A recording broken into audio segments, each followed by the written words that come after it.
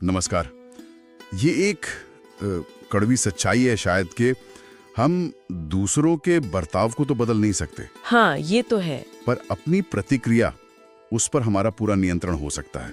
बुद्ध ने भी शायद इसीलिए कहा था कि अज्ञानता हवा में धूल की तरह है, बहुत आम। बिल्कुल। और आज हम इसी गहरे विषय पर बात कर रहे हैं। धम्मपद का जो बालवग है, यानी मूर्खों पर जो अध्याय है, उससे प्रेरणा लेकर। अच्छा। हमारा मकसद है ये समझना कि बौद्ध दर्शन में मूर्ख किसे कहते हैं और दूसरों की नासमझी से खुद को कैसे बचाएं, और हाँ, खुद भी मूर्ख बनने से कैसे बचें। ठीक है, तो चलिए इसे खोलते हैं फिर। बौद्ध नजरिए से ये मूर्ख आखिर है कौन? क्या इसका मतलब सिर्फ कम अकल होना है? नहीं, ये समझना बहुत जरूरी है।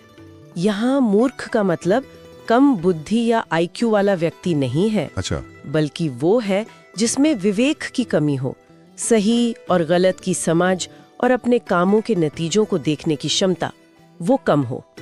ऐसा व्यक्ति अक्सर ना भ्रम में जीता है, छोटी छोटी पल भर की खुशियों के पीछे भागता है और जो लंबे समय के परिणाम है उनको एकदम नजरअंदाज कर देता है।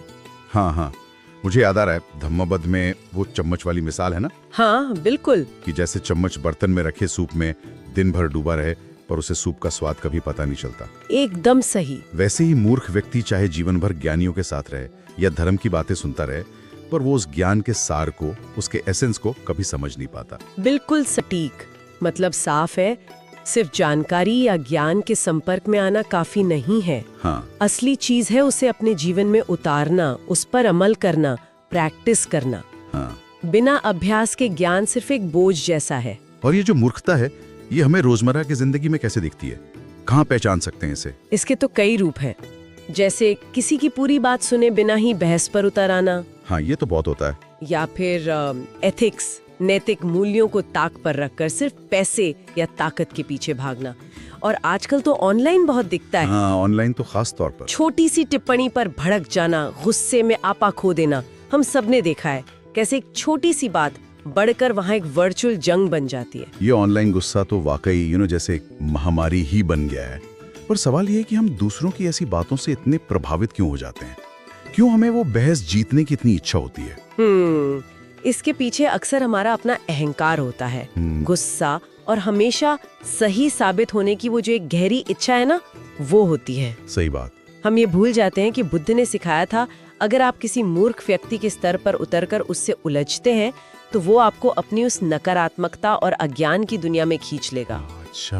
आप शायद बहस जीत भी जाएं, पर आप हार जाते हैं क्योंकि आपकी मानसिक शांति तो चली गई। बिल्कुल। जैसे वो कहानी है ना उस भिक्षु की जिसने अपने अपमान का जवाब देने से इनकार कर दिया था। हाँ। उसकी वो चुप्पी ही उसका सबसे शक्तिशाली जवाब बन गई थी। ये बात आज के ऑफिस पॉलिटिक्स हो या सोशल मीडिया के झगड़े, सब पर उतनी ही लागू होती है। हाँ, तो अब सवाल ये है कि हम अपनी इस कीमती मानसिक ऊर्जा को बचाएं कैसे? बौद्ध तरीके इसमें बहुत मददगार हो सकते हैं। जैसे? पहला है सचेतनता या माइंडफुलनेस।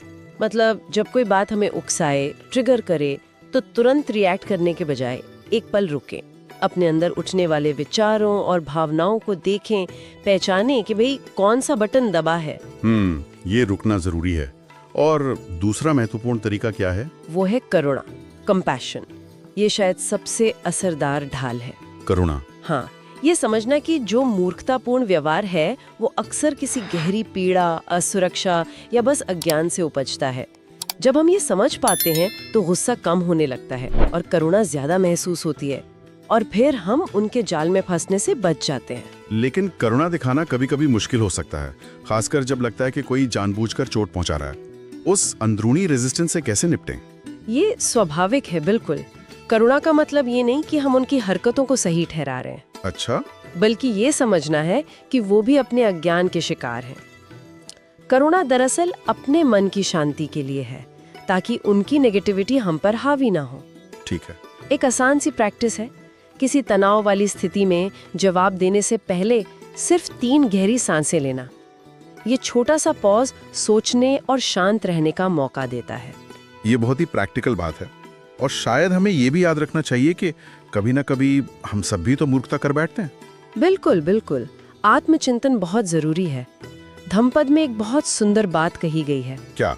कि वो मूर्ख जो ये जान लेता है कि वो मूर्ख है, वो इसी जानने मात्र से कुछ हद तक बुद्धिमान हो जाता है, या कह ले कि ज्ञान के मार्ग पर पहला कदम रख देता है। वाह। अपनी गलतियों को स्वीकार करने की जो विनम्रता है, जो ह्यूमिलिटी है, वो हमें तेजी से सीखने और बढ़ने में मदद करती है।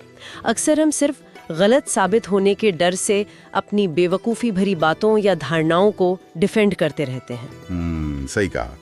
तो इस पूरी चर्चा का निचोड़ क्या निकलता है? दूसरों की नासमझी के असर से खुद को कैसे आज़ाद रखें? सबसे महत्वपूर्ण है दूसरों से मान्यता या वैलिडेशन पाने की इच्छा को छोड़ देना।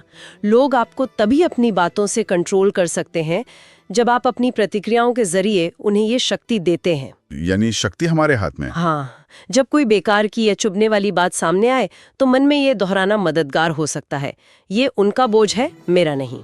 ये अच्छा मंत्र है, ये उनका बोझ है, मेरा नहीं।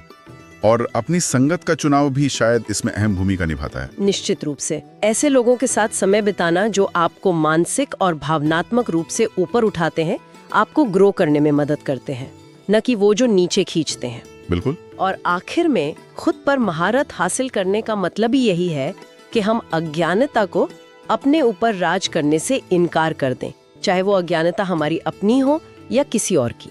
तो श्रोताओं के लिए ये सोचने वाली बात हो सकती है, क्या अपने भीतर बैठे मूर्ख को पहचानना और उस पर काम करना बाहरी दुनिया के तथाकथित मूर्खों से निपटने से ज्यादा जरूरी और असरदार नहीं है?